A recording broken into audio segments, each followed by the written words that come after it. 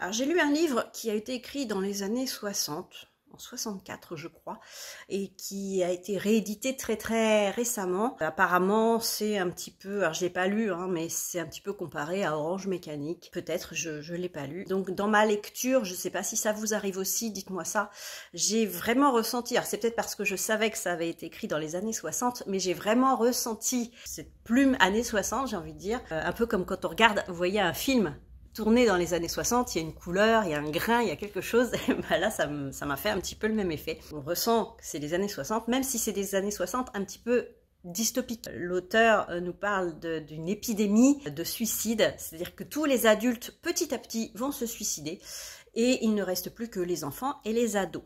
Et nous sommes donc en Grande-Bretagne, et au tout début, il y a quelques adultes qui se suicident et on suit une bande d'ados au lycée, des lycéens et des lycéennes. Et d'un coup comme ça, genre d'une page à l'autre, pim, il y a quasiment plus d'adultes vivants et on se retrouve avec que des ados, des enfants, et c'est le chaos total. Donc il y a beaucoup d'ellipses dans ce livre, faut s'accrocher.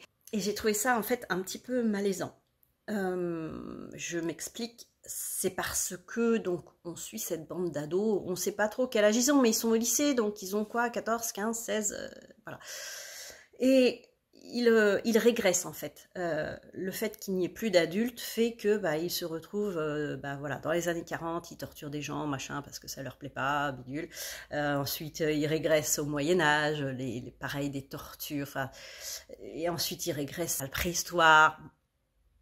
Alors, ils savent que c'est pas la préhistoire, mais leur façon de penser, leur façon de faire des clans, leur façon de réagir, ils régressent.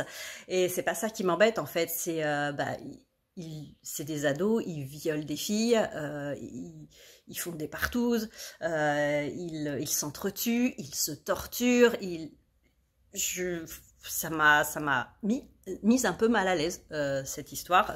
C'est Only Lovers Left Alive de Dave Wallis aux éditions Sonatine. Alors la couverture, on voit donc le titre qui cache je pense que c'est une ado de l'époque, des années 60. Et c'est un chaos pas possible quoi. Ouais, ça m'a mise un peu mal à l'aise. Et à côté de ça, c'est d'une noirceur pas possible là, tout le long du roman. Et la fin finalement est presque mignonne. C'était le contraste total quoi.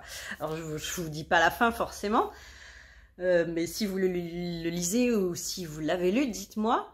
Moi je m'attendais à un truc mais cradin et pas possible et tout, puis en fait voilà. Alors côté féminisme c'est zéro quoi. Alors c'était comme ça déjà dans les années 60, au secours quoi. La femme est prise pour un objet, pour la femme de ménage, pour c'était une lecture assez compliquée. Dites-moi vous ce que vous en avez pensé si vous l'avez lu, parce que